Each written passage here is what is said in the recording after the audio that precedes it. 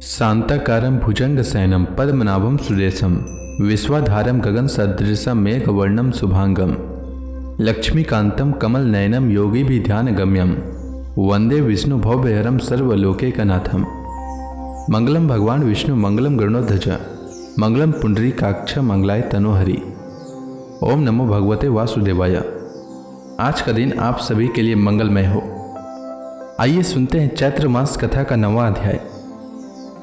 श्री सुखदेव जी कहते हैं, राजन, आंगिरस गोत्र में सम, दम, तप, स्वाध्याय, वेदाध्ययन, विनय, विद्या, अनसूया, आत्मज्ञान एवं आनंद सभी गुणों से संपन्न एक श्रेष्ठ ब्राह्मण थे।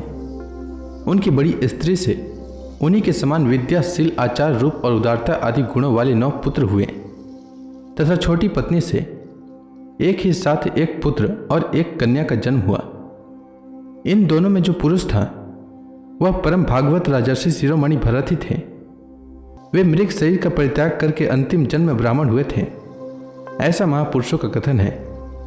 इस जन्म में भी भगवान की कृपा से अपनी पूर्व जन्म परंपरा का स्मरण रहने के कारण वे इस आशंका से कि कहीं फिर विघ्न उपस्थित न हो जाए, अपने स्वजनों के संग से भी डरते थे। हर समय जिनका श्रवण, स्मरण और गुण कीर्तन सब प्रकार के कर्म बंधन को काट देता है, श्री भगवान के उन युगल चरण कमलों को ही हृदय में धारण किए रहते तथा दूसरों की दृष्टि में अपने को पागल, मूर्ख, अंधे और बहरे के समान दिखाते। पिता का तो उनमें भी वैसा ही स्नेह था, इसलिए ब्राह्मण देवता ने अपने पागल पुत्र के भी शास्त्रानुसार समावर्तन पर्यंत विवाह से पूर्व के सभी संस्कार करने के विचार से उनका उपनयन संस्कार किया। यद्यपि वे चाहते नहीं थे तो भी पिता का कर्तव्य है कि पुत्र को शिक्षा दे। इस शास्त्र विधि के अनुसार उन्होंने इन्हें शौच, आचमन आदि आवश्यक कर्मों की शिक्षा दी। किंतु भरत जी तो पिता के सामने ही उनके उपदेश के विरुद्ध आचरण करने लगते थे। पिता चाहते थे कि वर्षा काल में इसे वेदाध्ययन आरंभ करा दूं, किंतु वसंत और ग्रीष्म ऋतु के चैत्र, वैशाख, ज्येष्ठ, आषाढ़ 4 महीनों तक पढ़ाते रहने पर भी वे इन्हें व्याहृति और शिरोमंत्र प्रणव के सहित त्रिपदा गायत्री भी अच्छी तरह याद न करा सके। ऐसा होने पर भी अपने इस पुत्र में उनका आत्मा के समान अनुराग था, इसलिए उसकी प्रवृत्ति न होने पर भी वे पुत्र को अच्छी तरह शिक्षा देनी चाहिए। इस अनुचित आग्रह से उसे शौच, वेदाध्ययन, व्रत, नियम तथा गुरु और अग्नि की सेवा आदि ब्रह्मचार्याश्रम के आवश्यक नियमों की शिक्षा देते ही रहे। किंतु अभी पुत्र को सुशिक्षित देखने का उनका मनोरथ पूरा न हो पाया था और स्वयं भी भगवत भजन रूप अपने मुख्य कर्तव्य से असावधान रहकर केवल घर के धंधों में ही व्यस्त थे कि सदा सजग रहने वाले काल भगवान ने आक्रमण करके उनका अंत कर दिया। भरत जी के भाई कर्मकांड को सबसे श्रेष्ठ समझते थे। वे ब्रह्म ज्ञान रूप परा विद्या से सर्वथा अनभिज्ञ थे, इसलिए उन्हें भरत जी का प्रभाव भी ज्ञात नहीं था। वे उन्हें निरामूर्ख समझते थे। अतः पिता के परलोक सिधार जाने पर उन्होंने उन्हें पढ़ाने लिखाने का आग्रह छोड़ दिया। भरत जी को मान अपमान का कोई विचार न था। जब साधारण नर पशु उन्हें पागल, मूर्ख अथवा बहरा कहकर पुकारते तब वे भी उसी के अनुरूप भाषण करने लगते। कोई भी उनसे कुछ भी काम कराना चाहते तो वे उनकी इच्छा के अनुसार कर देते। बेगार के रूप में, मजदूरी के रूप में मांगने पर अथवा बिना मांगे जो भी थोड़ा बहुत अच्छा या बुरा अन्न उन्हें मिल जाता, उसी को जीभ का जरा भी स्वाद न देखते हुए खा लेते। अन्य किसी कारण से उत्पन्न न होने वाला स्वतः सिद्ध केवल ज्ञानानंद स्वरूप आत्मज्ञान उन्हें प्राप्त हो गया था। इसलिए शीतोष्ण, मान अपमान आदि द्वंद्वों से होने वाले सुख दुख आदि से उन्हें देहाभिमान की स्फूर्ति नहीं होती थी। वे सर्दी, गर्मी, वर्षा और आंधी के समय सांड के समान नंगे पड़े रहते थे। उनके सभी अंग हृष्ट पुष्ट एवं गठे हुए थे। वे पृथ्वी पर ही पड़े रहते थे, कभी तेल उपटन आदि नहीं लगाते थे और न कभी स्नान ही करते थे। उनका ब्रह्म तेज धूलि से ढके हुए मूल्यवान मणि के समान छिप गया था। वे अपनी कमर में एक मैला कुचैला कपड़ा लपेटे रहते थे।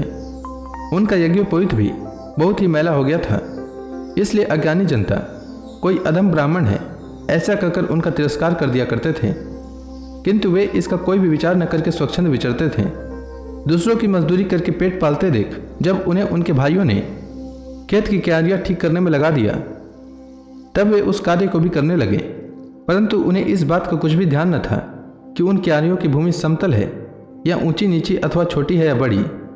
उनके भाई उन्हें चावल की कनी, खली, भूसी, भुने हुए उड़द, अथवा बर्तनों में लगी हुई जले अन्न की खुरचन जो कुछ भी दे देते उसी को वे अमृत के समान खा लेते थे। किसी समय डाकू के सरदार ने पुत्र की कामना से भद्रकाली को मनुष्य की बलि देने का संकल्प किया। उसने जो पुरुष पशु बलि देने के लिए पकड़ मंगाया था वह देववश उसके फंदे से निकलकर भाग गया।